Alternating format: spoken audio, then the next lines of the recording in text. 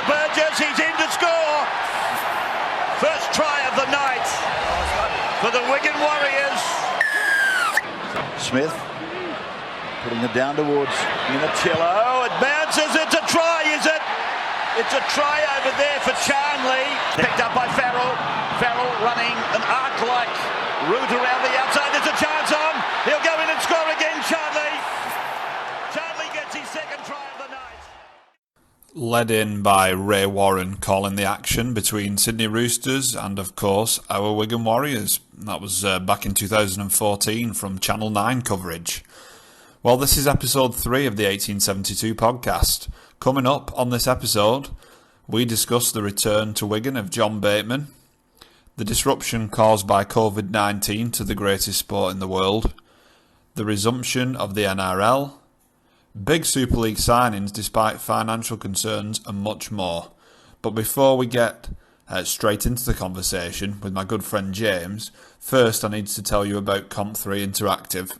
Comp3 Interactive is behind all the cool artwork you see featured on our Twitter page, YouTube channel and Buzzsprout account. Comp3 Interactive is your online resource for all techie needs, with IT tutorials available covering a range of different topics and areas of IT. You can follow Comp3 Interactive on Twitter using the Twitter handle @Comp3Int or on Instagram @Comp3 Interactive, or you can subscribe and follow the YouTube channel by searching Comp3 Interactive and filtering the channels. I also need to tell you about Katie Lowe Books. Katie Lowe Books is a place where you can find all the latest Usborne books.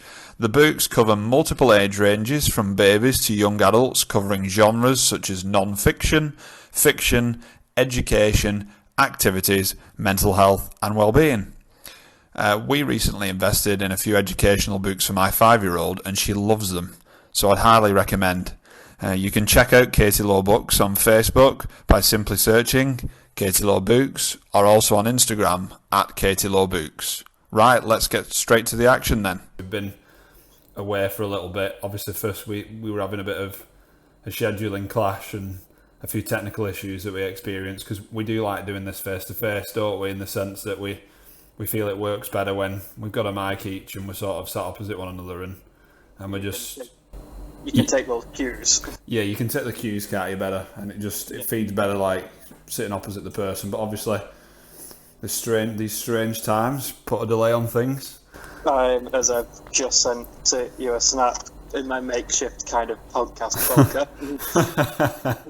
The COVID-19 friendly podcast bunker. Well, that's the thing. We're not. I'm mentioning this because of the strange times, but we're not face to face tonight. We are obviously recording this just over the phone. It might sound a bit like a radio phone in that you get where angry fans ring in terms of the audio quality, but we'll try not to be quite as angry as those guys. Believe me, Robbie. Yeah, so just obviously for anyone who's listening, we're being COVID friendly and we're staying safe and all that. So yeah, I'm on the phone from sunny Stratford. Sunny this time, not like sunny like. Yeah, when we're recording like back in January or February time for our first one. Yeah. Yeah.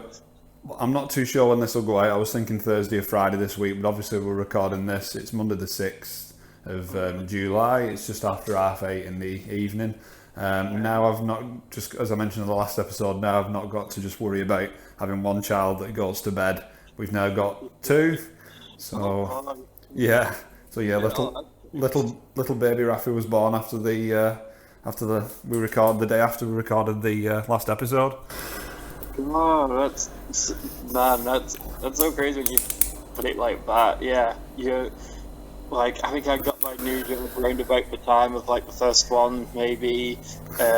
Since then, you've had a kid and a virus. Yeah, wiped out like life as we know it. We've not been we've been slacking really, haven't we? We've not been pulling our weight. Yeah. Which idiot moved to A&E just as a doll status? Yeah, that's the thing. Obviously, it's a bit of a strange time. We'll touch on that in regards to rugby league, but obviously we're back. Yes. And someone else is back. And we found out. Beautiful link. It's so good. It's such a good feeling. It's possibly the best Wigan-related rugby league news that we've had all year. The return of John Bateman. I'm smiling just talking about it. And when the news broke and Wigan did the Zoom call with his daughter Millie, I just thought that was a classy touch from Wigan. And from what I've seen on social media, the reaction's obviously been positive. Not so much in the perhaps from the Canberra side of things. It's not. Have you seen his retweets and stuff? Like, God. I've seen bits. I mean, I saw Ricky Stewart going off saying that it's ridiculous that players are leaving mid-contract, and he wasn't really having a go at Bateman, but he was calling player agents. But it's like, Ricky, you did it to us. So. Well, that is a good point, and look at I'm pretty sure most of those guys who've coached have been under some form. Like Williams wasn't at the end of his contract, was he? No, this is it. They've just taken Harry Rushton as well, not made a first grade appearance, but someone from our academy, obviously, they've been keeping their eye on. And Wigan had high hopes for, but obviously he's chosen the sunshine, the barbecues, and more money. No, you can't in a lot of ways, but Stewart's been a bit of a hypocrite, saying about players leaving. Well, yeah, and I think also what kind of does change the circumstances here a bit is it's not like Bateman going for more money. He's going for less, we're not going to be able to pay him what a lot of the other teams are paying him. We're paying him alright, especially by Super League kind of standards, are paying him pretty well, but he could earn more if he was staying down under. He's going back to family. Yeah, I think he had an offer on the table, didn't he, from Canterbury. Obviously they're looking to overhaul their squad. They've recently brought in Luke Thompson, and they were looking to sign Bateman as well, and the rumoured figures were higher than what Wigan could offer. Obviously all the clubs in this country are going to be affected by COVID-19, the financial implications for that, which we'll touch on a bit more later. But yeah, like you say, it's not a financial decision that John Bateman's made here. It's a family decision, and obviously he mentioned it a bit as well. If you've seen the statement he put out on his Twitter, where he was saying that he loves Wigan, his heart's here, and it's never left him, which is music to our ears, because what a player. It really kind of really adds a lot of kind of grunt to the pack, a lot of class as well. The defensive work is, it's hard. The defensive work alone is kind of hard to match.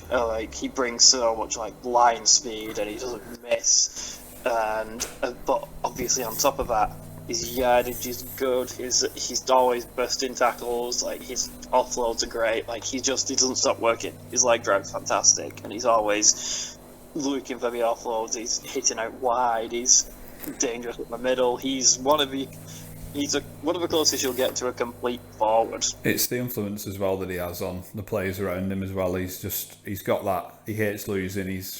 No player likes losing, but you know what I mean. He's got that mean streak in him. He's got that competitive edge that I've seen from that you see from successful players. James Graham's got it. That's why the Saints fans love him. It's someone who hates losing more than others. Sam Tompkins was the same at Wigan. Yep. So he's got that, and he lifts the players around him. I mean, I was having a discussion. I was obviously discussing it with my family. We're all Wigan fans, and I was saying to my mum that basically, I would expect Bateman to come back in perhaps as captain if Lockers says, obviously, see you at the end of the season. However, I think there's a case perhaps there for Liam Farrell, who's obviously his length of service at a club, and he's in a similar mould to Lockers in the sense that he leads by example rather than being someone who's shouting behind the sticks. But yeah, just having Bateman back, it's really going to boost our pack, like you said. Best second rower in the world in 2019, which is a coup for Wigan, and it's a coup for Super League as well. Absolutely, and I think as you kind of touched on, the only kind of thing that is almost kind of irritating about it is that it does rule out what would have been a good future topic, which is like who's going to captain the team next when Lockers goes, and now we kind of know. Yeah, he's got to be one of the prime candidates. It's got to be between those two, hasn't it? Let's face it. I think they're the two candidates, really. And I think obviously Farrell has potential, but I think given the added experience of Rod and that kind of outspoken nature and stuff, it's got to be Bateman. Yes. I think just obviously touching on the NRL, we spoke about Ricky Stewart there. Obviously, on the back of COVID-19, they've been in a bit of a better position in terms of the general infection rates and things, and fatalities have been lower than they have in this country. So they've managed to get back boogieing before us with the empty stadiums at first. We've now got a situation where the NRL's in a position where they're allowing small crowds into the ground. We've seen the cardboard cutouts at games. Dominic Cummings was at an NRL game, and a few other questionable characters. A few other questionable characters have been in the crowd as well. Obviously, a lot's been made about the crowd noise that's been pumped in for the TV viewer on Fox. What we've seen. Obviously, you've perhaps caught a bit of NRL. What's your thoughts on that? Because personally, I actually liked it. I thought it enhanced the experience for the TV viewer.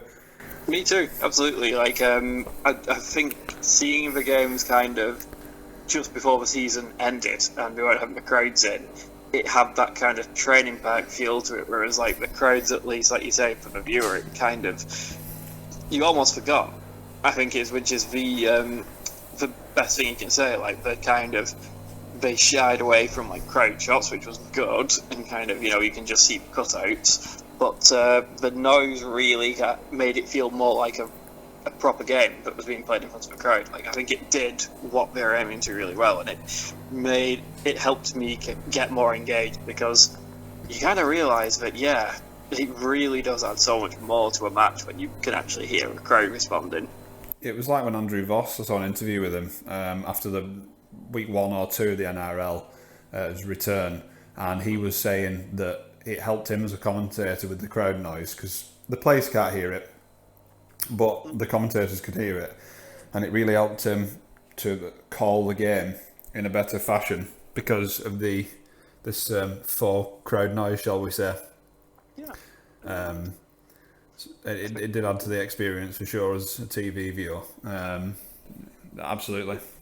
Yeah, no, sport without crowd is like if you ever try and watch a game on mute, I find it kind of rough, and I find myself way more out the situation. I know people mute it just because of the commentary and stuff, which again with Super League I absolutely don't blame. Always got better, but it adds a lot. It just feels kind of sterile without it, and it doesn't have a right feeling. So we touched on it there. Obviously, people have been having some fun with the cardboard cutouts they've been sending in, but as I say, COVID-19 with the financial impact, whether it's, I don't know if Super League will do the same. Hopefully they will. I'm sure some people will buy them. It might not be for everyone, but it's putting money back into the club. I'm sure it won't be costing them much to make those, but they're selling them for however many dollars in Australia, and no doubt, or hopefully anyway, I hope to see them at Super League before the crowds come back, because it's much needed money. If you sell a cardboard cutout at 20 quid a cutout, you want your face on there, or you want to send, I don't know, someone silly, you want to send, Mr. Blobby to the game or whatever, you can send him, and, maybe only 1,000 fans will do it, but 1,000 people at 20 quid, there's 20k there that they didn't have before. It's going to cost them very little to do it. So why wouldn't you? It's not, the NRL don't feel that they're too big to do it, so... Bring on the cardboard cutouts, as long as it's not like Hitler, and bring on the masks with like the club badge on and stuff. Like, do it. Yeah, you're gonna make money however you can, and everyone's gonna wear a mask now. So just going back to the crowd noise thing, I have the misfortune of working with a Liverpool fan, and he's into rugby league as well. He's a Saints fan, but it just gets worse, doesn't it? Yeah, but he was saying that he prefers listening to football without the crowd noise because he wants to hear what the players are saying, and he likes the authenticity of the fact, well, you know what, we're not actually playing in front of any fans. So he likes the raw authenticity of that, whereas obviously for crowd noise is, it's a falsification in that sense, and it's purely to add to the experience in the ground. You're only going to be able to hear the players. So I just thought that was an interesting argument. It's everyone has their own opinion. Like we've said, we personally like the full crowd noise, but that was just a different perspective. I just thought I'd mention that.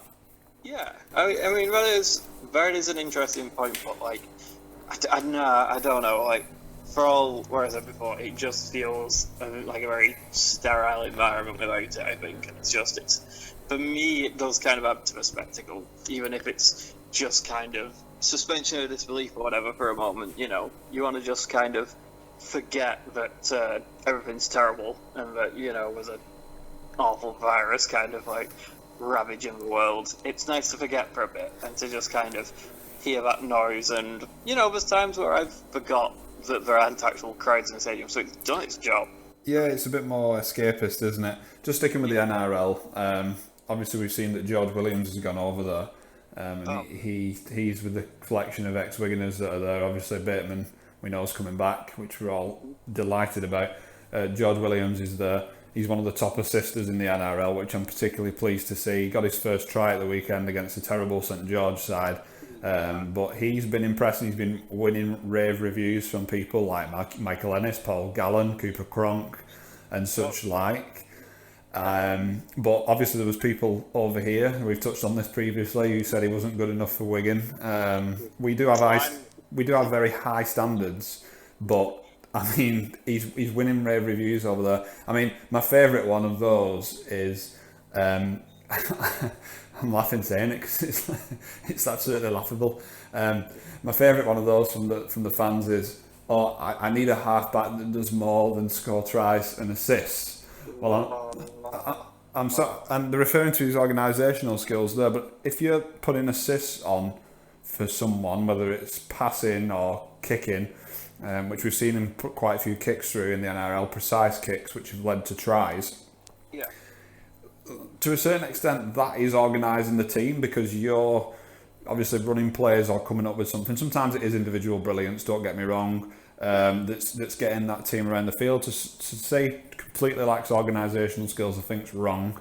And he's proving a point over there, and good luck to him. Obviously with him, Ryan Sutton, Bateman returning from injury.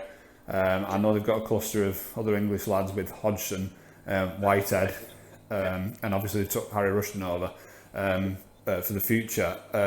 I'm hoping, as Wigborough, as I call them, I'm hoping that they actually take out the Premiership this year, and the green machine rolls on. Hopefully. We've had a bit of a rough kind of like period the last couple of weeks, but they are still a very solid team, and I think the kind of just getting used to this new way for them, where they obviously had Aiden Caesar, who's going really well at Huddersfield now. Yeah. But you can see the plan in Rick Stewart's mind was, I've got a full 80-minute hooker who can organise and can lead the team around the park, and he can also handle a lot of the kicking as well. So I don't need that kind of slower organising halfback. What I need is runners and attacking threat, and he's got two of those. Like Whiten is probably one of the strongest runners as far as halves go in the league at the minute. Like going in a line, he's deadly. And then Williams obviously is just so good off the cuff that he's a threat wherever. He's a threat in pretty much any situation, potentially. He can cook for himself. You look at Williams and Whiten as well, it's an odd pairing in the sense that they're both running halves. Yeah. I know Williams, I think, has got more to his game than just being a strong runner of the ball. But strictly speaking, if you were going to put him into a bracket and say whether, he's a structured half or he's, like you're saying, off the cuff running half, you put him in the latter option. And Jack Whiten's the same. And normally you find partnerings that have one of each.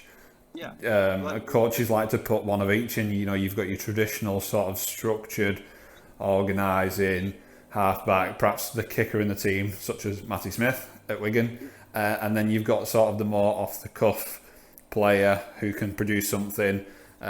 You've got your Blake Green or your George Williams or whoever. You see what I'm saying, don't you? Yeah, and I think, like I said, that's where Hodgson's really come in for them, because he's kind of it's similar to Melbourne in a way with Cameron Smith, especially since Brock retired, where the hookers were always calling the shots now, and the halves just have to play their kind of role off of them and kind of play what's in front of them, and work out plays with their side, and the fullback too. Like Nickel Clockstad is pretty damn good for Canberra too, even though he's probably not quite in that kind of elite level yet. He's still one of the top guys like in the league, and his yards are great. He's probably not the best kind of creatively, but he's really solid at what he does, and so he's good support for both halves wherever they attack, and they can play more off the cuff. And like you saw with Melbourne, the reason they let Brodie Croft go was because he was an organising half, but Cam Smith was doing the organising for Puka, so we didn't need him anymore. They went with runners instead, and that's kind of I think now Canberra are trying to do a similar thing, which I think is an interesting approach, and we'll see if it works. They've had some really great games this season, and then some, obviously some lackluster ones too recently. So the game evolves, doesn't it, and it changes, and there's different trends that happen. You've just given an example there of a change in trend. Perhaps where you give the Melbourne example and followed it up with Canberra. We were only speaking the other day, and we were talking about Shane Millard. Oh, yeah. And I said to you, we were laughing, weren't we, because we were talking about for people who were at the game. I'm sure they'll remember this. It was back in April 2007 when we put 50 on Salford, and Trent Barrett scored a hat-trick, but Shane Millard got 2 of his 3 Wigan tries in that game. We all chanted Grandad, and we love you, Grandad, we do. We were talking about goal chance, weren't we? And you said that Wigan Rugby champions to is it Yankee Doodle Dandy? Yeah, that's that one. You said that's up there for one of the goat chants. But I have to say, in terms of silliest chants and funny chants, Grandad. And we love you, Grandad, we do. Chants at Shane Millard, who wasn't the eldest in the squad at the time. I think Brian Fletcher was the eldest. But because he was grey and bald and slow, we called Shane Millard Grandad. That was hilarious. But the point I'm making is, and I'm getting to, is about the contrast in styles. So back then it was quite fashionable. I say back then, it makes me feel old, that, but it was 13 years ago. It was sort of became fashionable to have like a steady Eddie type hooker who slowed the game down, and then we used to bring Mickey Hyam on. Yeah. He would then speed the ruck up and get at tired defenders, and then you'd bring your more organising steady Eddie hooker back for a spell in the second half, and then again speed it up later. And you, like I say, you touched on it there with Hodgson and Smith and the running halves. So I think rugby league has this habit of sort of reinventing itself, the way it's played. There's new coaching methods that come out, and the game just evolves over time. And that's an example there what you spoke about with the hooker and half structure, or me talking about, because after Millard and Hyam, then it sort of went away from that in Super League, and it started being more about 80-minute hookers. It was fashionable to have an 80-minute hooker after that, with the emergence of your Robies, and then Danny Houghton came along, and Darryl Clark in more recent times, So it's interesting how the game adapts and evolves like that. And so on. Speaking, yeah, absolutely. Fullback becoming like putting your most talented back at fullback. Yeah. One of the most expensive players, usually one of the best backs in the team, is going to be a fullback. And I mean, look at the Australian national side, especially the last few years. Your wingers, your centres, almost always by trade fullbacks, and then you've got your best fullback at fullback. Was it Brisbane a couple of years ago who had basically a back line of fullbacks? Was that when Wayne Bennett was there in his second spell? Yeah, and I think we did shed a few before the season started. But yeah, that went Boyd and Barber and Eden, and I feel like was more Eden that ended up playing anyway, and Barber was turned into a half, which was a disaster. But one of the many disasters of Ben Barber's career. Talking of adapting, but sticking with the NRL, what are you making of the 6 again rule then? Now, obviously, before you discuss it or you talk about it, I'll say we tend to copy the NRL, don't we, in Super League? So if you feel if the 6 again rule becomes a mainstay in Australia, you feel that in a year's time, in a couple of years' time, it will come in over here. What's your thoughts on that? Have you seen the news, man? Like, it's been announced today, but there's been a rule change. Oh no, I haven't seen this. Go on, enlighten me. Yeah. Right, I've got breaking for you, buddy. This is probably why you're at work. So they're bringing it in this year after the break. Oh wow. They're getting rid of scrums. They're bringing in the 6 again rule. So in front of a ruck, you get a set restart rather than a penalty, and it keeps play flowing that way, and it makes the game a lot quicker. And I think that's what they've changed a lot of situations now. So kicking the ball out, no, you restart play with the ball rather than a scrum. And also they've banned third man contact in the tackle below the knee. I just don't know. We've been saying this all for years. If we tinker with the rules to try and get the perfect formula, let's stick with it. But I didn't know that. But thanks for bringing that to everybody's attention there, mate. But what I will say about that is, as I say, we need to stick to the same set of rules. Stop tinkering with it. Get this perfect formula. And I'll credit Super League and say that it's good. I was talking about them doing it in a couple of years' time. Well, they've acted quickly, haven't they? It's important that we have as close a set of rules as possible. I know some people don't like us copying the NRL, but I feel like the more universal the rules are in both competitions, that it helps rugby league in general, and it'll help on the international scene, surely. Although I say that, and then we play a different set of rules at international level, which is just stupid. We should try and keep it the same, whatever, and not have different rule variations from the NRL to Super League to international. It should just be a blanket cover, and hopefully Super League acting so quickly, that'll continue. That's what we want.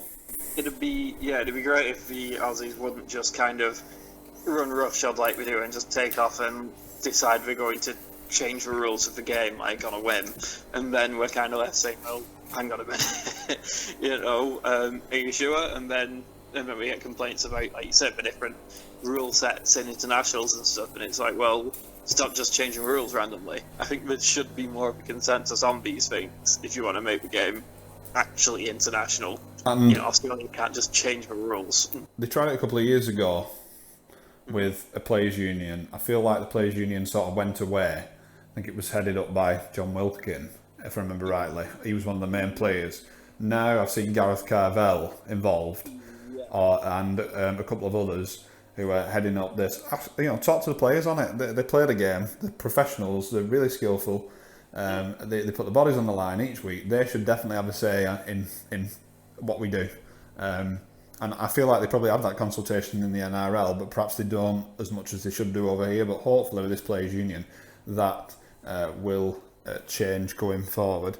As well, despite COVID, and we've spoken about how it might have financial implications, I've seen that the Sky TV deal has been rumoured to be reduced by around £300,000, which obviously that's sort of like a marquee salary that you're going to lose. So although with the government loan that's been granted of £16 million to make sure the game's still afloat after all this, I feel like 2021 and possibly slightly beyond that are going to perhaps see more repercussions. I think we'll see more fringe players leaving squads and players going with young kids coming through. Wigan have had a big squad and it's paid dividends when we had injuries in the past few seasons. I know Wigan were stripping that back and going to more star quality anyway, but I feel like that will be, never more so the case in recent times with what's going on in that regard. And we've said as well, haven't we, about the Players' Union. You said something earlier, didn't you, about wage cuts and the Players' Union wanting it to be at 15% cuts and no more? Yeah, they. I was reading a story, and granted this was from the Sun, so there's my disclaimer already. And it seemed like in the first sentence he admitted truth, some sensationalism, surprise, surprise. But yeah, the crux is the players' union led by Cavell is kind of trying to reach an agreement of a maximum 15% pay cut for the players.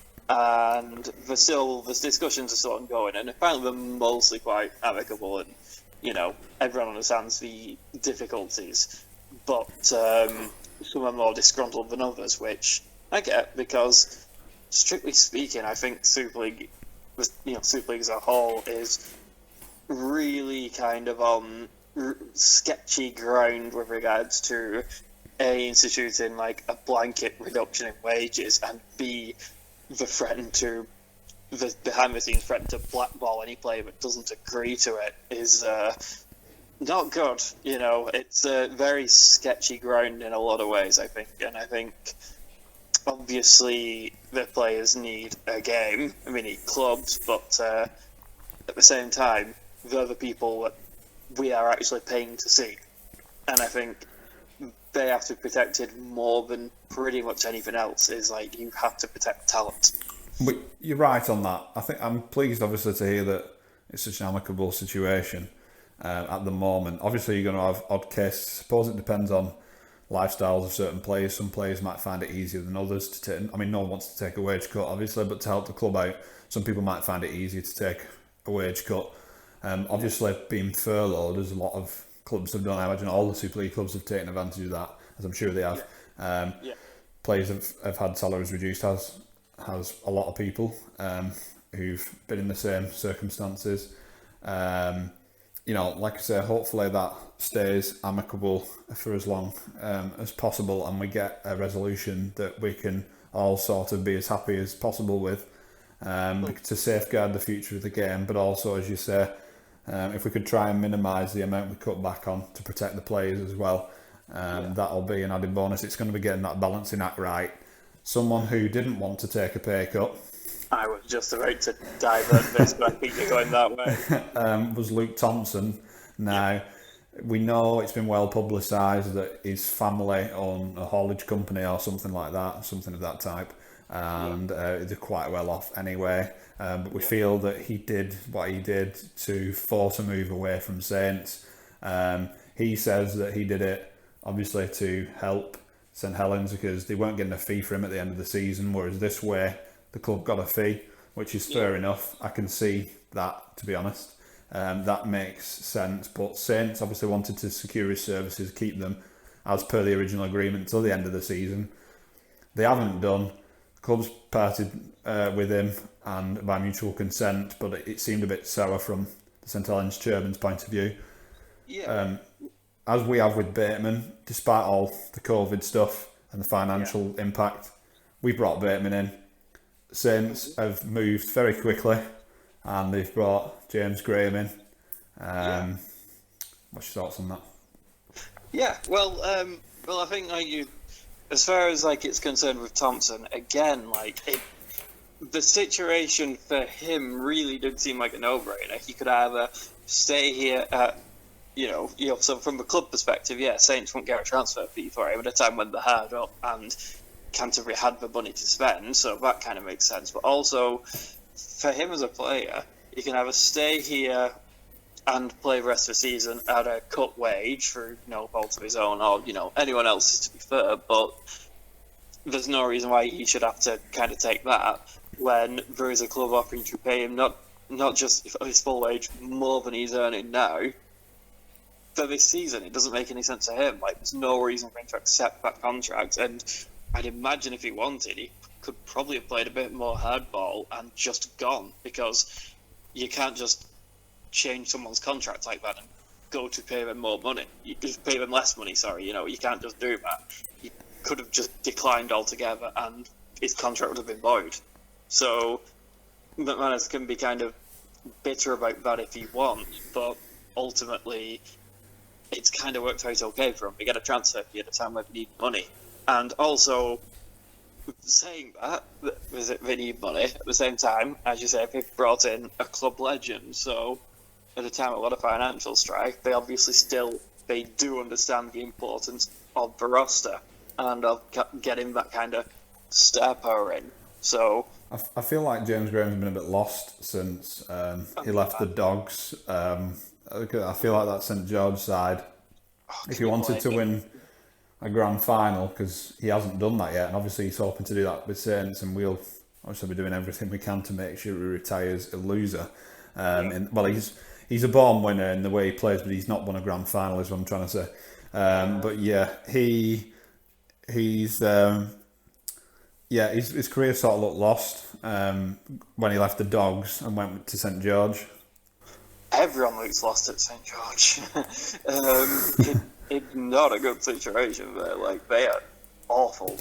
How do you think he'll go over here? Do you think he'll come back? And obviously it's a bit of a downgrade on Thompson in my view, because Thompson, you've got the years ahead of him. I think Thompson's looking at that Dogs team. I've watched a couple of games after the season resumed, and I have to say I feel like he's going to be the best prop if he reproduces the form he did in this country over there, which I'm sure he will. He's going to stick out like a sore thumb, and I mean that in the best possible way for Canterbury and for England Rugby League, because it's going to be, I honestly think it's going to be a case of another English star going over there and taking the league by storm, as we've seen with Sam Burgess, Bateman, hopefully George Williams will continue his form.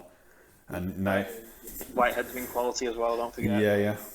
You know, it's absolutely. I mean, at the end of the day, it's fair to say, our star can afford to go over and rise above, just like Graham did, and kind of proved himself real quality.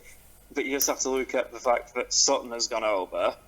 This guy who wasn't even regular starting for us, and he's making a really good go of it down there. Obviously, I really rated Sutton while he was here. I thought he was probably our best prop the season he left. So I'm not surprised he's going so well. But I think when you take a real standout star player like Thompson, who is easily the best front row in the league right now, he's gonna kill it. Like, he's fantastic, and he's got everything you want from a prop, pretty much. He's big, he's agile, he's fast, he's got a great leg drive. He's ever particularly impressed with, like, the leg speed for a front rower over there. And he will support up the middle, and he will support breaks, and he just has a non-stop engine on him as well. He's difficult to handle first drive, he's difficult to handle in his last drive. He's a great player. He's gonna absolutely excel over there. And I think you're absolutely spot on, mate, with that. And another club who's spent some money, I'm not surprised by this, is Warrington, bringing Greg Inglis out of retirement. I was this announced in like May or something? Yeah. Oh man, I thought it was like I thought we were in April still. I just thought it was just an April Fool's joke, but it was, like, really get it taken off, and then I realised it was a month late, and I was kind of thinking, what the hell? Greg Inglis signs for Warrington. It is your kind of usual stupid, kind of rugby league page kind of April Fool's joke, isn't it? Like, oh, one of the best players in the world has signed for whoever. But no, it actually happened. I think with Greg Inglis, it's one of them. He never medically retired. That's what he said. I honestly don't think you're not at 34 years of age. You're not going to see the Greg Inglis that was tearing it up for Queensland and Australia. But that said, I'm going to credit Warrington here and say, you know what, just the name of the signing, the publicity it generated for Warrington and for Super League, similar to the other signings that we've just mentioned, it's a big publicity earner. Sonny Bill, all the controversy aside, Israel Folau, we could go on. So we're seeing signings made like that. This was a real biggie of a signing. As I say, I'm not too sure how he's going to go. Obviously, we want to keep him quiet having Bateman back will help that. But it's not going to be easy. Like, even if we're talking Greg Inglis running on 80, that's well, I'll be interested to see how motivated he is, because I feel like motivation's been an issue for Greg Inglis in the past. I know he's had injury problems, even though he says he was never medically retired. It was more of a mental issue, but you can't help but feel that he's coming over here for a bit of a swan song and a big paycheck. It seems like it, and I've seen other kind of pundits and stuff saying that, it's probably not the best decision for him, but his head is probably being swayed by the money. I'm sure he's probably also kind of feels like he wants to end things more on his own terms, but I think we have to discuss how sketchy it is that a guy can retire like he did, allegedly on kind of medical grounds, but then apparently not, because those medical grounds were used to take his money off the salary cap for the Rabbit Hills and let them kind of spend that money elsewhere. Now, as if he just said, by the way, I'm retiring, not on medical grounds, that money still counts on their salary cap. So for him to then unretire, say it was never on medical grounds, really sketchy, and kind of, I would feel very aggrieved if I was an Australian supporting a team that isn't the Rabbit Hills, because they've definitely got some kind of preferential treatment there, I think, unfortunately. It seems almost like a bit of a workaround, doesn't it? Big time. They've got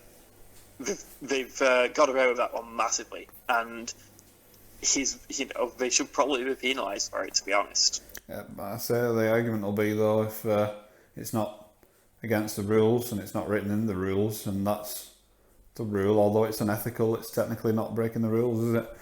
Wasn't there a rule introduced in Super League similar to this a couple of years ago, where if you lost a player that hadn't played, they'd played in pre-season, but they hadn't played round 1 of Super League, you could deregister that player, and their money, they would still be paid by the club, but the money wouldn't count on the cap because of long-term injury.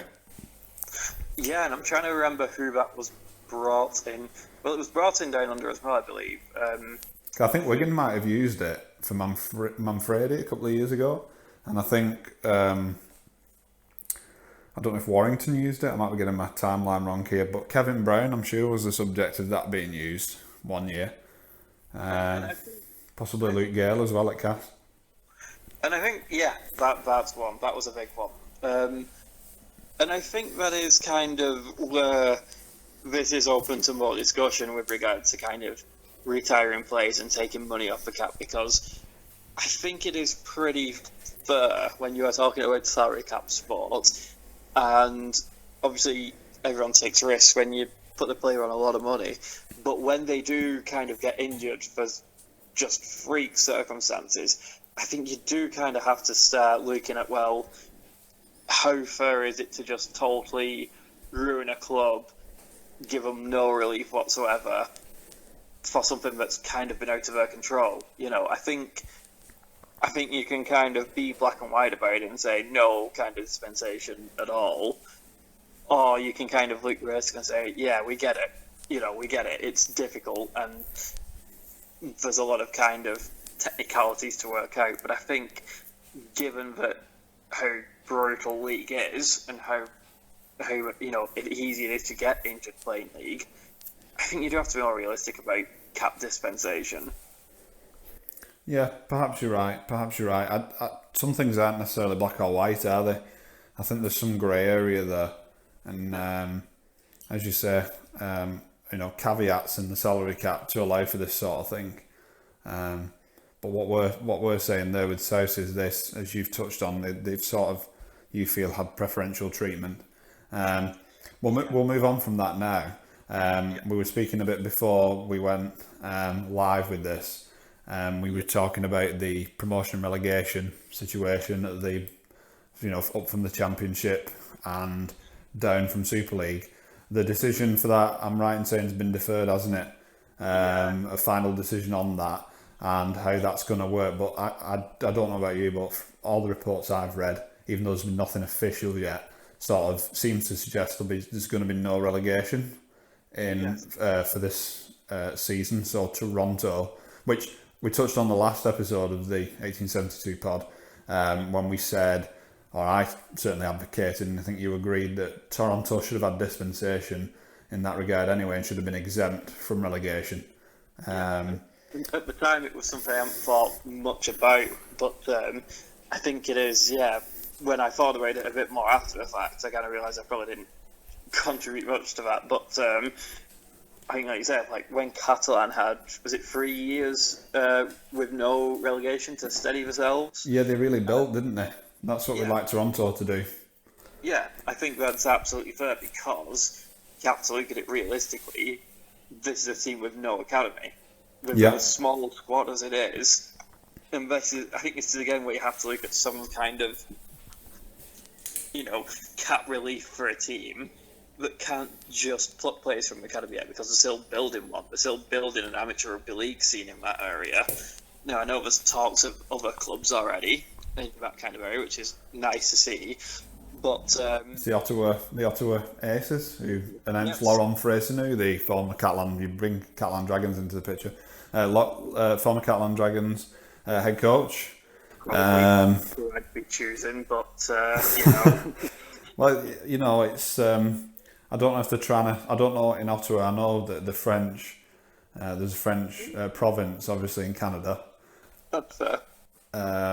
Laurent Freycinet obviously has that, being French himself. I'm not sure geographically where Ottawa lies in relation to French Canadian population and things, but that maybe that's to do with it. I don't know. Maybe someone from over there or someone who follows it more closely can correct me on that, and maybe it's purely a rugby league decision that they've made. I don't know, but obviously they'll be starting in League One in that regard. Just touching back on Toronto and promotion and relegation, like as much as if we think Super League do what we think they're going to do and prevent relegation from taking place because of the circumstances, we would like to have seen this from the outset without, I feel obviously they'd perhaps be doing it just because of the circumstances. This, although it's perhaps in a backwards way a bit positive that for Toronto, that's not the way I would like to have seen it go down originally, but if it works in their favour in that regard, at least they've been given an extra year to get that sorted. Something on the North American market in Canada, I don't know if you saw this, Phil Gould said recently that he was encouraging the NRL to look at buying Super League. Yeah, I did see that. And he wants to do that to tap into the North American market. And obviously the geographical proximity, but also the fact that, because of the geographical proximity, we've got teams like Toronto Wolfpack, we've got Ottawa joining League One, and we've got New York Rugby League potentially. I've seen some merch for them this week, which I retweeted on the page, and it looks pretty smart. I have to say, I give them a follow. But yeah, is it the smartest for Barrackit this year? that's the thing. The people who say, I'm not in favour of expansion. It's certainly getting more eyes on the game. Having said that, would I want the NRL to buy Super League and use Super League as sort of a bit of a second tier to the NRL? Probably not. But it was just, I was more making a point about the fact that that's garnered interest. We might say, no, you know what, that's not what we want in this country for rugby league, but it's certainly garnered the interest. Someone like Phil Gould, who, although he's been a master coach, commentator, he's been used recently to conduct reviews, or a review into St George's situation. He did an internal review, so he's seen as this guru. And what I was saying was, let's just kind of also note he turned the Panthers around. He did, didn't he? Did he bring like a centre of excellence in? He oversaw the building of that at Penrith to nurture the Penrith juniors. I think one of the best academies in the whole league. The fact that they lose players like they do and just keep replacing them with these incredible young players is a massive feather in their cap. So my point is, he's got all that going for him. He's got all that going for him. he does. Yeah. He has sort of been prejudiced against the English game over the years. He's said some nasty things about the English game over the years. So the mere fact, the mere fact that he's interested, not that we think that it's the best for the UK Super League to be bought by the NRL. We probably don't. Yeah. But the fact that he was even talking about that just goes to show the view of someone like that in Australia, who's, like I said, been sort of against and not caring for the English game. The fact that the North American market is interested in someone like him just goes to show what an advantage that could have in the wider game, in my opinion.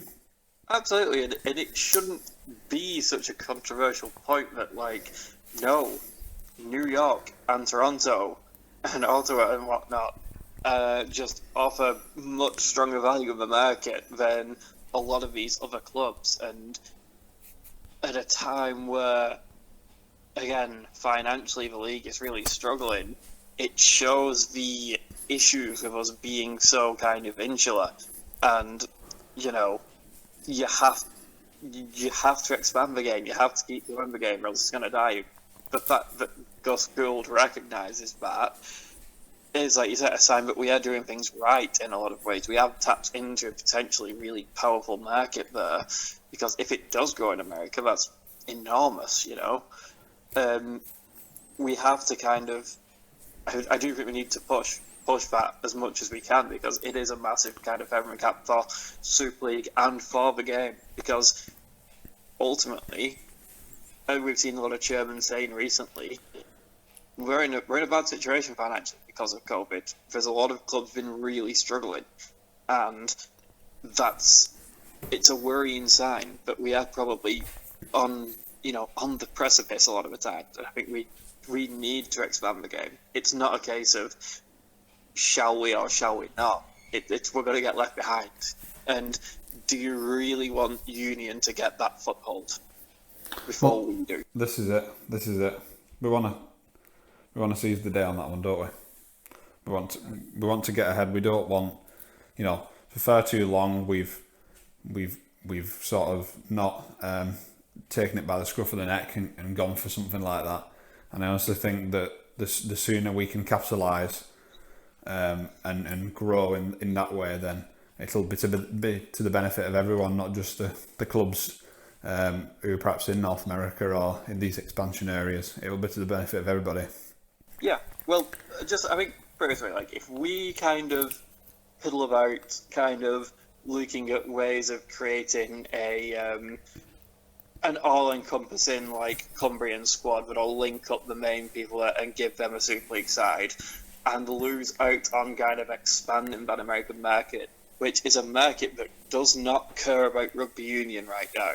If we miss that chance because we're too worried about reaching the heartland, which aren't going to grow the game at all, we can miss an opportunity. And Union, if they get that, if they can make it work, they will squeeze the life out of us as much as they can. You look at their actions in the past, you look at like what happened in France, you look at the fact that they'll just tell a guy like Dennis Olmo, hey, just don't turn up to training, and we'll just make up a reason after the fact, Yeah. Just say you're retired from rugby league and join us, and there'll be no kind of, bite back from that. Like, they won't hesitate if they can get that market. They'll use, they'll rush us out as quickly as they can. We've spoken a lot about the NRL on this episode, but I feel like I've seen that this week that the NFL are approaching people in Australia about how to resume the season post-COVID. I think the NRL has been a shining example. I know the Premier League started, and they probably haven't looked at what's been going on in the NRL. Maybe they have, maybe they haven't. They perhaps haven't. But something that the NRL, as well as setting a good standard like that, which, again, hopefully Super League will follow as best they can, where money allows, to do the same. Yeah. What it has done is just confirm how much we're just missing that rugby league fix, if you will, and we just can't wait to get that rolling in probably just under a month's time, or from a Wigan perspective, just over a month's time. I was almost miserable waking up this morning on a day off and realising there was no league to watch again. It kind of And we've got used to that for months now, but then now it's back. It's like, God, I love having league to watch on my days off. Yeah, it's just the best thing. It's so good. Great. And we can't wait to be back. I understand that we might not necessarily be playing at the DW at first, but the sooner we can get back, even if it's behind closed doors, the better. Let's get rugby league back in as safe way as we can. Let's see our superstars shine. Wigan, when we broke off, although we'd had that disappointing result against Salford, we are top of the table as it stands, and let's hope we can hit the ground running and continue staying at the top of the table for the foreseeable. Obviously, Super League has confirmed, for those who haven't seen, that it's going to be reduced number of rounds. Magic Weekend's cancelled, but they've moved quickly to ensure fans that you can plan for 2021. It's going to be at St James's Park, just the same. People can plan for that.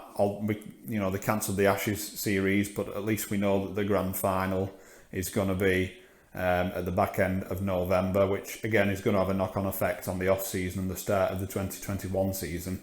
But we've got an idea of where we're going, and as we've said, promotion and relegation, that'll get sorted in the coming weeks. And the sooner we can just get back in those stands or get it on TV, or wherever it might be, if clubs go with a streaming service like Wigan TV or such like to show the games, I just can't wait for rugby league to be back. And we need to make sure all the games are on TV, because God, I can't wait. It's going to be. Just thinking back to where we left off. Like I said, we did have that disappointing performance against Salford, but prior to that, we'd had a few good performances. Even in the first half of that game, we were strong and we looked like we could run away with it, but it wasn't meant to be. But let's just hope that French and the Hastings combination can kick off, and George Burgess can replicate his form from the game when he played and came off the bench against Huddersfield. Something positive that has come out of COVID-19, one of the few things in terms of rugby league, is that players have been afforded a rest. They've had a long break, longer than the off-season. I know they've been doing individual training, but generally speaking, the bodies that are battered and bruised, and then there's a short break, and then the off-season starts and they start getting hammered. They've been able to rest up, haven't they? So that's going to be a positive for the bodies and perhaps the minds too. In some ways, obviously after so long in lockdown, maybe it's not been good on the minds, but certainly we've had a refresh, or the players have had a refresh in that regard, which is something positive. So anyone with any niggling injuries or anyone who was out on the sideline long term has had that chance to get back up to speed, ready for the resumption of the Super League season. Yeah, absolutely. And I'm trying to think. Gildart was out, wasn't he, before? I don't know if there's any updates on kind of if he's maybe. I'm sure he was about a month away when we broke off, a month to 6 weeks or around that. I'm sure that was the time frame for him, if I remember rightly. Could work out in our favour. Yeah, it could. I think we were missing him, weren't we? So. I mean, the guy's doing well in his absence. Of course. It does become a bit of a kind of question then of like, what do you do? Because, we had Hardaker, Bibby and Hankins and all doing well. Yeah, I think Hardaker was going well in the right centre spot. Gildart, from what he's done in the past, I don't think Bibby or Hankinson, as much as they were playing pretty okay and they were defensively solid, I don't think they were doing enough to keep Gildart out. But it's good that we've got for this season, players who can push for places. If Gildart or Hardaker slip out of form, then there's two players there ready to take up the mantle in that position. And Hankinson can put pressure on Hardaker in terms of goal kicking as well.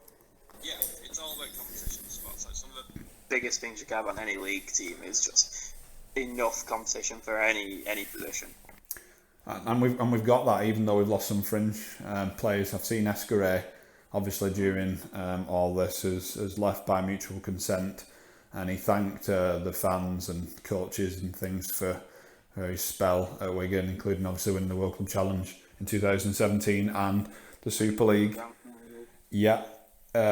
So, you know, I've seen rumours that Joe Burgess is going to be leaving and going to Salford. I don't know if that's true or not, but obviously I'd be sad to see him go, actually, because I actually rate him.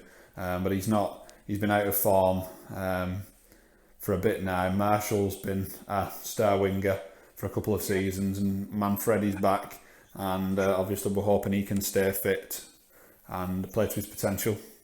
That's where I think it becomes a bit difficult if you do let Joe Burgess go, unless you've kind of got someone coming up that you're confident enough about. Because we all hope Manfredi stays fit, but right now it's we'll have to see, because his track record is just so it's so disappointing. The injuries he's picked up, and it's awful for him first and foremost. But, this is what the kind of decisions you're going to see clubs making on the back of COVID-19. Previously, when we've been well stocked, you know, Morgan Escareza been a utility back, so to speak, more so at full back, but you know, he's been a utility option. He can play on the wing and things.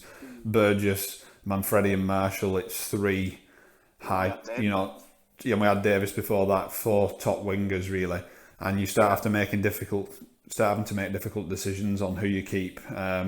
Maybe we would have kept them all if this wasn't the case. Maybe we wouldn't. I don't know. Burgess has fell down the pecking order, but like I say, I'd approach that with caution, because on his day he's one of the best wingers in Super League, and I'd be sad to see him go. He's got all the attributes, and also in that, as much as kind of people look at it as a bit of an ill-fated stint down under, he was coming really good at the Rabbitohs. He struggled at a time at the Roosters where the Roosters pretty much had the one difficult spell under Trent Robinson. And, you know, other than that, they've been absolutely untouchable for the most part. He went at a time where they were actually a bit poor, unfortunately, and other players were poor around him, but he kind of copped a lot of flack. When he went to the Souths, who were doing a lot better at the time, he started to perform better. It's like the made-up facts that people say. You know, Burgess was a total failure in the NRL, people say, and he comes back with his tail between his legs. A lot of the South fans were sad to see him go when he made this switch to South, and people didn't want to see him leave, and he was playing really well. Another made-up fact is that Tompkins was a total failure in the NRL, despite the fact that in his second season, New Zealand Warriors mismanaged his knee injury horribly, and the season before, he had some decent stats. Oh yeah, great stats. Like he had his issues there, obviously. Like, and his defense was always like an issue anyway. But he did some great stuff, and like a lot of people said after the fact, you know, he's not. He did, you know, he showed a lot of skill, and he showed that a lot of his talent did cross over. Like you said, he mismanaged his injury, and then that second season, there was a very small run of games where he actually played alongside Shaw Johnson, because both of them were active injuries that year. Yeah, it was kind of, by the time he came back, their season was basically already over. No one was really trying around him, and the culture was just awful. Didn't he get like 10 tries or something in that first year, or eight tries, 10 tries, about that? I'm sure he did. That's a good question. I wonder if I can find that. See if you can find the stats on that. Maybe I'm remembering it wrong. But, you know, that was a made-up fact. I feel like people said he was a total failure, and I don't think he was. No, he was posting good stats for most of the season. All his attacking stats were fantastic. His assists and his line break assists and whatnot were great. Wikipedia, of course. The reliable source. Yeah, well, you know. Well, having said that, people say that, but you know, lots of people use it as that reliable source, don't they? So it does have some credibility, even though people discredit it. I mean, what kind of weirdos going up making up made up kind of tracks that like top good, you know? Hey, listen, I went to college with someone who made a Wikipedia page for his soccer dome five-a-side team. Oh, Jesus Christ. Long live Park Rangers. Right, okay. It was 13 tries in his first season. Alright, yeah, so that total failure that scored 13 tries in his debut year, his maiden year in the NRL. Right. You know, They were all they were all scored a try every other game. Man, they were all flukes, mate. They were all flukes on tries. Second season, he only played 13 games and scored 1. And like I said, a good chunk of those games, everyone around him had given up. Yeah, the Warriors aren't exactly a shining light in the NRL, are they? I wish he'd not. They haven't been for a number of years. No, I wish know. he'd go different routes. Yeah. Although I think Gold Coast ran and that looks a bit much better. No, it wouldn't. Yeah, a lot to look forward to anyway. And as we said, can't wait for the season to come back. People are speculating about Hastings. I don't want to talk about that. Let's enjoy him while we've got him. Whether that's for the rest of 2020, whether it's for 2021 as well, or beyond, however long it's for, let's enjoy him. He was playing well. He was top assister in Super League prior to the break and the suspension of the season. So let's hope he can continue that form, and let's enjoy him while he's here, because he's a star player. He was the player we'd been looking for so long when he joined. He was fantastic. He was doing so much good in attack, you know, like he was really organising us. And yeah, I don't care how long he stays, as long as he brings it on the pitch while he's here, then fantastic. Leave with, you know, a Man of Steel and you know, a Man of Match performance in a grand final, fine. If he plays as in all these people saying, oh, it's pointless if he goes, well, no, not if we win trophies, it's not. Such a weird way of thinking. Just before we wrap it up, we've obviously been watching quite a lot, or people have been able to watch quite a lot of classic rugby league, because Wigan TV and Sky Sports have been showing some classic games. Wigan-wise, it just goes to show from the collection on Wigan TV how many classics we've been involved in over the years. There's some real good ones, even from the 2006 season when we were struggling. You know, such as Stuart Fielding's debut against Warrington, and there's some really memorable games there. Yeah, seeing those highlights, it's like it feels like it just said. I mean, it was a long time ago now, but it feels like a different time when you see some of those names on the team sheets, man. I credit Wigan as well, the way they've done that with Wigan TV. Also Sky Sports for featuring some rugby league during this lockdown period. And the way Wigan have engaged fans on social media whilst this has all been going on, I think it's been refreshing. It's been very good. As I say, if you go on Wigan TV, there's a whole comprehensive library of classic games that you can enjoy.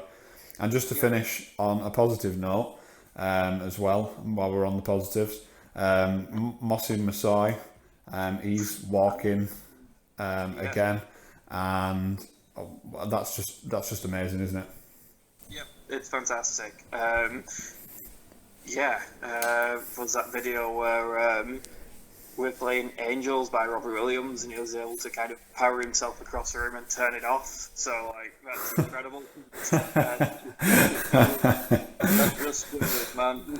I'm just laughing because I thought to myself, which song choice would I need to really spur me on to get across the room and turn it off? Oh my god, turn this crap off. I think it would have to be the original Noddy theme tune, to be honest. I've been racing over that side of the room, even if I had to crawl. And I've got to, it's awful, but I do think I have to kind of related to that, like, I think one of the most savage dunks I've ever seen on the NRL subreddit, where someone posted that video of him walking across the room unaided for the first time in months, and someone said he still moves better than Darius Boyd. There's a lot of Boyd put down. In fact, just before we do finally sign off, what about one of my highlights from the NRL since its return? What about the Parramatta winger Sivo crumpling Tedesco? That was unbelievable. Oh, that's the kind of stuff I showed it to my colleagues at work, who some like me, some don't care, but that's one of those highlights you can show someone and they just wins. Well, it's funny that because my wife doesn't care too much for rugby league. She doesn't mind it. She's got to sort of put up with it and listen to me waffle on because I love it so much. But yeah, that again, it was the centre play, wasn't it, from Jennings, and then Sevo going in. As you said, that's sort of universal. You could show that to anyone, and they'd be impressed by it, even though they don't have a real strong active interest in rugby league. And it raises eyebrows, doesn't it? Yeah, they don't know the context that Tedesco is fantastic and Zero just flattened him on his back. Yeah, he did. Just left him for a roadkill, Well, I think we'll wrap up there. And it's been nice talking to you, James. It's been good to have a catch up whilst all this has been going on. Obviously, we've done it remotely. And yeah, I don't know when the next one will be, but I'm sure we'll get something sorted, perhaps maybe before the start of the Super League season, maybe a bit of a preview of the first weekend of fixtures, obviously focusing heavily on Wigan. I'm sure we can arrange that. Obviously, for those listening, you can check out the YouTube channel, the 1872 podcast, or you can find out all the latest information at the 1872 pod, or alternatively, if you wish, you can listen to us on Buzzsprout. We've got our own unique URL on that site that enables you, unlike YouTube, to listen whilst your phone screen is not illuminated and it's powered down, and it just plays nicely in the background. That's the 1872 podcast.buzzsprout.com. Okay, James, it's been nice chatting to you, and I'll catch you soon.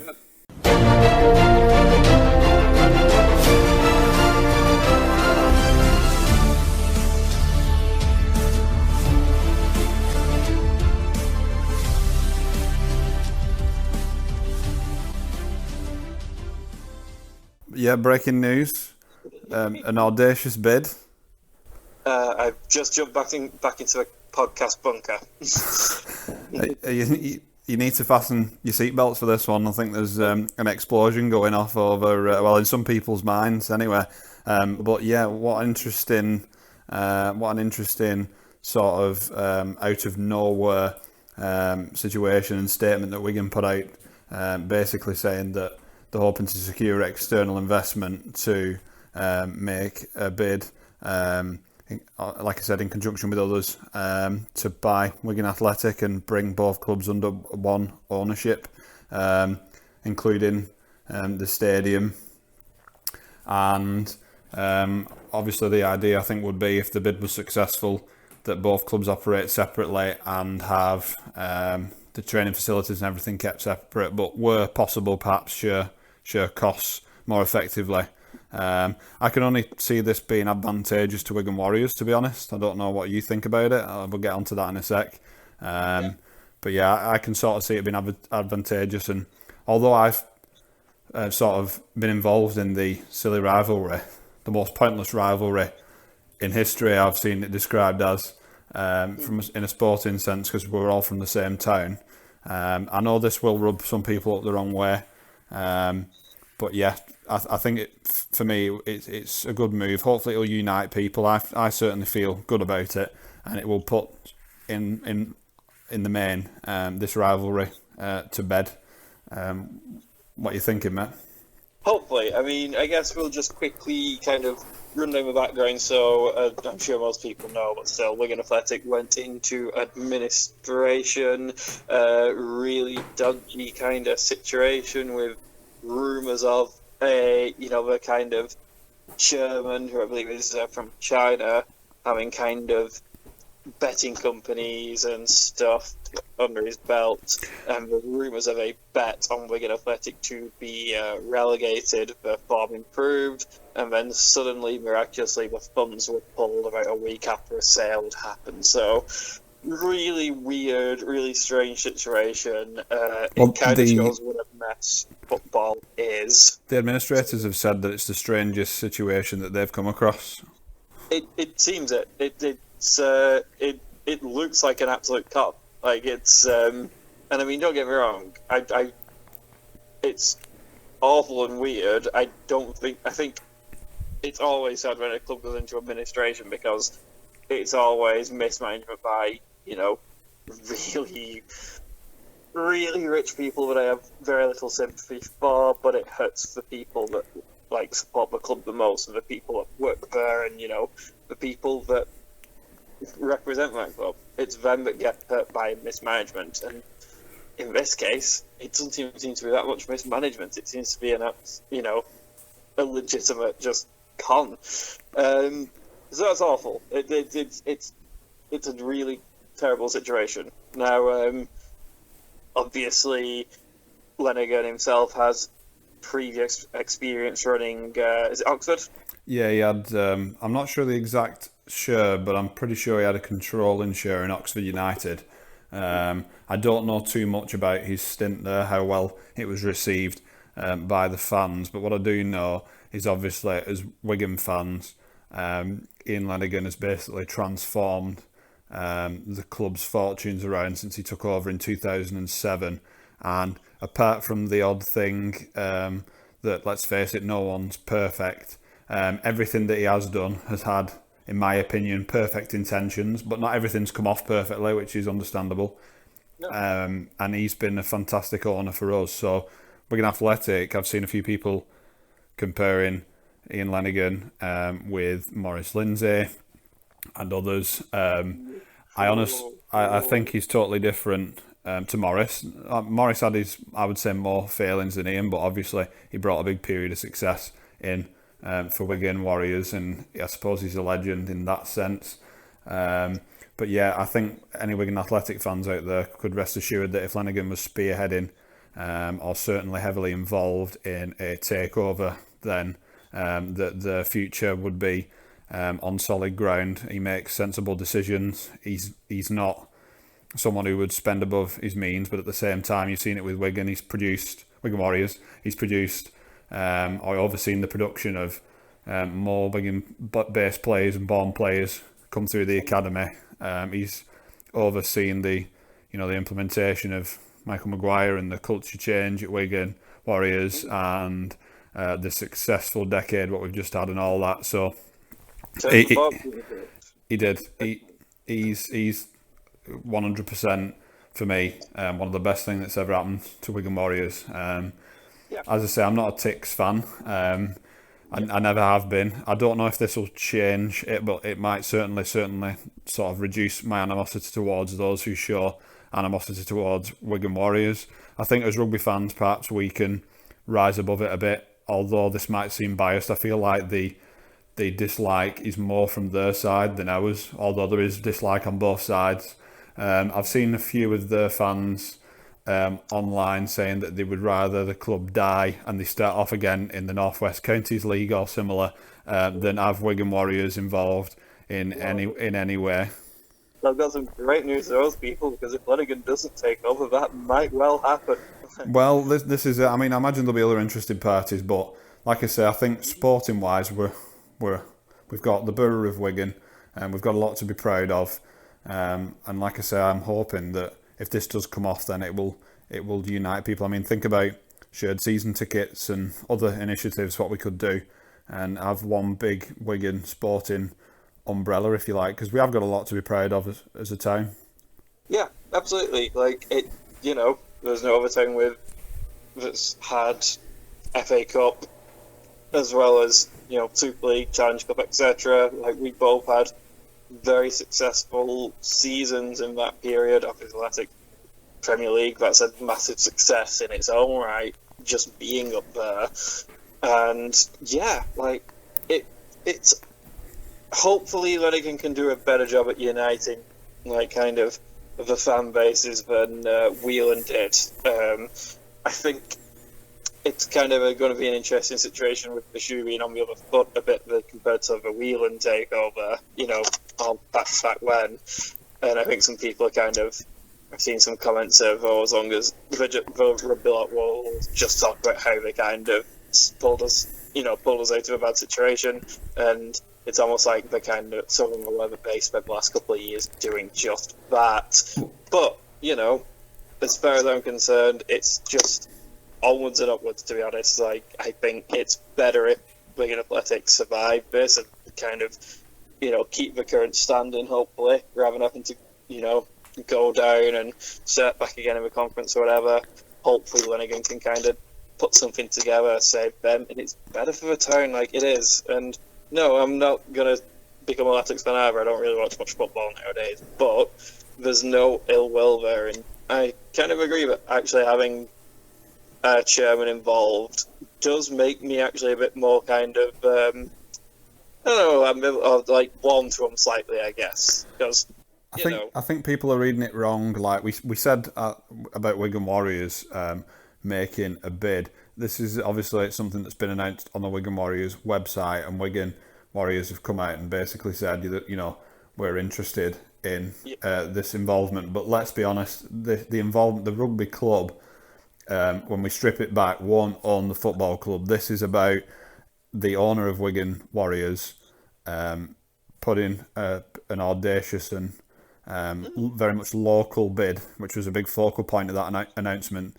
together to obviously take over and bring the ownership together and bring the clubs closer together. I don't think for a minute that the rugby club is running or would ever be running the football club. I think they'll be kept as two separate entities. But the way the announcement was packaged, it was as if Wigan Warriors were, I've seen it on the Independent and the Guardian, Wigan Warriors table bid to save Wigan Athletic, which in a roundabout way it is, but also it's not. It's a bit of both, isn't it? I think we've got to keep that in mind, that the club itself isn't trying to buy Wigan Athletic, but at the same time our owner, and using Wigan Warriors as a vehicle, he's trying to obviously unite both parties and bring the ownership, as I said, under one roof. Yeah, which I think would be better done under him than it would under Whelan. And I guess just my hope, I think the thing is when people kind of, especially some Latics on talk about kind of not wanting Lenigan involved, etc., or being worried about it, I think realistically you have to look at kind of the situation they've just come from, and it's like, this is a tenured, businessman that's run multiple sports clubs by this point, and has a bunch of other ventures, and he's more like he kind of he's definitely safer than out kind of just out, like selling the club out to a unknown essentially businessman abroad. Like when you look at what's happened, that money's gone. If it they weren't, it's risky. You do kind of want someone that's going to run the club like a business, I think, because the club should be able to survive if they go. You don't want someone that's, it's obviously been a really kind of unusual situation they've found themselves in like being being put into administration like they have, but you want someone that is more trustworthy. And Lenigan has a couple of, a decade now running Wigan, showing that he is trustworthy, and other clubs showing that he is a trustworthy owner. Like I said, I can't necessarily speak for Oxford United fans, but I think his spell in charge of Harlequins was well received. Then obviously he took over with us and he's transformed us. And then now he's attempting this. So, like I said, just to sort of sign off on it, I actually hope it comes off. I can't think of someone who, if you had a recommendation in, speaking from a Wigan Warriors point of view, who you would want to own your sports club, Ian Lenigan would be the person to do it for me. Do you agree? Yeah, absolutely. He's, again, I do think it is a benefit in this situation, but it brings it back to the town. Local businessman has more of a stake in things, whereas evidently the previous owners really didn't care. Obviously, we hope the Wigan Athletic situation sorts itself, even if Lenigan's not successful. But from a Wigan Warriors perspective, this whole bid attempt and the announcement has generated an awful lot of publicity for the club and for the town.